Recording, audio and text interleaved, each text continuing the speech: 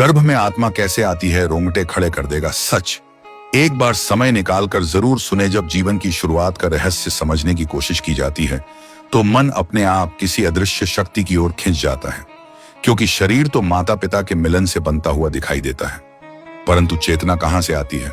यह प्रश्न सदियों से ऋषियों, मुनियों, वैज्ञानिकों और सामान्य मनुष्यों को बराबर चौंकाता रहा है। और यही वह जगह है जहां से आत्मा के गर्भ में आने का रहस्य शुरू होता है। कहा जाता है कि ब्रह्मांड में हर जीवित प्राणी केवल मांस और रक्त का ढांचा नहीं होता, बल्कि उसके भीतर एक सूक्ष्म ऊर्जा भी होती है, जिसे आत्मा कहा जाता है, और यही आत्मा शरीर को जीवित बनाती है। प्राचीन ग्रंथों के अनुसार जब किसी मनुष्य का शरीर मृत्यु को प्राप्त होता है, तब उसकी आत्मा शरीर को छोड़ देती है, लेकिन उसका अस्तित्व समाप्त नहीं होता। वह अपनी अगली यात्रा की प्रतीक्षा करती है।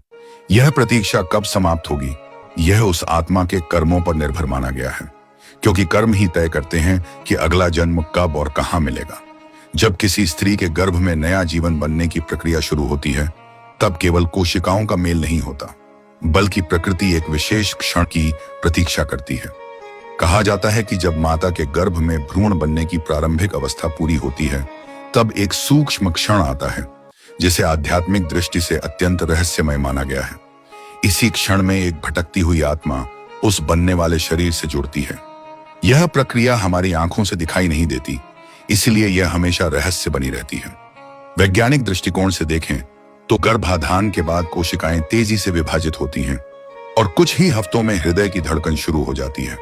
परंतु आध्यात्मिक मान्यता कहती है कि धड़कन शुरू होना केवल जैविक प्रक्रिया नहीं, बल्कि आत्मा के प्रवेश का संकेत भी हो सकता है। कई संतों ने अपने अनुभवों में बताया है कि आत्मा गर्भ में आने से पहले उस परिवार के आसपास सूक्ष्म रूप से मंडराती है जहां उसे जन्म लेना होता है। मान्यता है कि यह चयन भी संयोग नहीं, बल्कि कर्मों के गहरे गणित से तय होता है।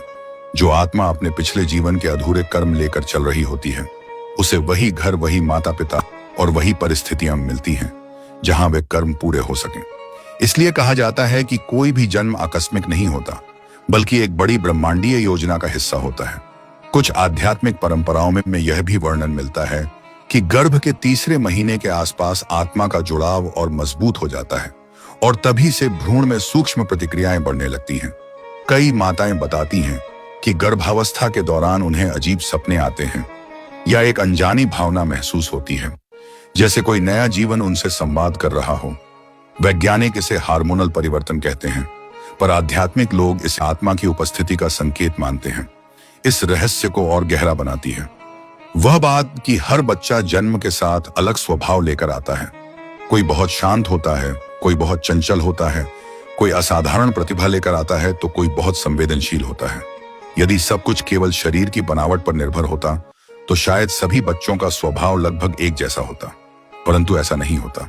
यही कारण है कि आत्मा के अस्तित्व और उसके गर्भ में आने की धारणा आज भी लोगों के मन में जीवित है। कई लोगों ने मृत्यु के करीब के अनुभवों में भी बताया है कि चेतना शरीर से अलग महसूस होती है, और यह अनुभव आत्मा की अवधारणा को और मजबूत बनाता है। गर्भ में आत्मा के प्रवेश को लेकर अलग अलग धर्मों में अलग अलग समय बताए गए हैं, पर लगभग सभी मान्यताओं में एक बात समान है कि जीवन केवल भौतिक प्रक्रिया नहीं, बल्कि एक आध्यात्मिक घटना भी है।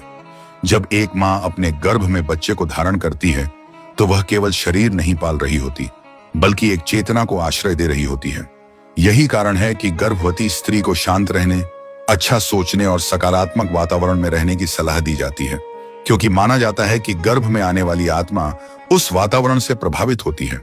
पुराने समय में गर्भ संस्कार की परंपरा इसी सोच पर आधारित थी, जिसमें माता को अच्छे विचार सुनाए जाते थे, भजन मंत्र और सकारात्मक कथाएं सुनाई जाती थीं, ताकि आने वाला शिशु उत्तम संस्कार लेकर जन्म ले। वैज्ञानिक इसे मात्र मानसिक स्थिति का प्रभाव मानते हैं, जबकि आध्यात्मिक परंपरा इसे आत्मा के संस्कारों का पोषण कहती है। सच्चाई चाहे जो भी हो, एक बात स्पष्ट है कि जीवन का आरंभ केवल एक जैविक घटना नहीं लगता, क्योंकि उसके साथ भावनाएं, चेतना और व्यक्तित्व का जन्म भी जुड़ा होता है।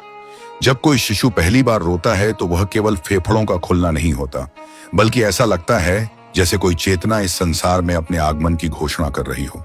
यही वह क्षण है जो हर बार इस रहस्य को और गहरा बना देता है कि आखिर वह चेतना आई कहां से थी। शायद यही कारण है कि आत्मा के गर्भ में आने का प्रश्न आज भी पूरी तरह सुलझा नहीं है। विज्ञान अपनी खोज में लगा है और अध्यात्म अपनी अनुभूतियों में।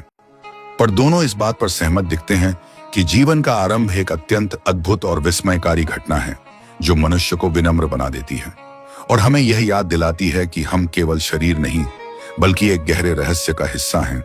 और शायद यही वह सच है जो सुनकर सच में रोंगटे खड़े हो जाते हैं, क्योंकि हर जन्म के पीछे एक अनदेखी यात्रा छिपी होती है जो समय आने पर फिर से एक नई कहानी बनकर इस संसार में प्रकट होती है। और कमेंट में ये जय गरुड़देव जरूर लिखें। धन्यवाद।